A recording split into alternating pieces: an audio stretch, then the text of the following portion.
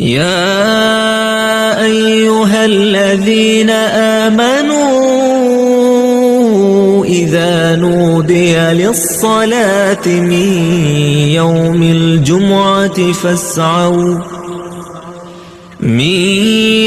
الجمعة فاسعوا إلى ذكر الله وذروا البيع ذلكم خير لكم إن كنتم تعلمون.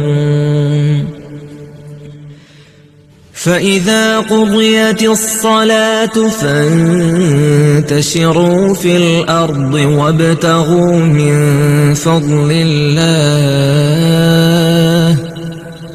واذكروا الله كثيرا لعلكم تفلحون. وإذا رأوا تجارة أو لهوا انفضوا إليها وتركوك قائما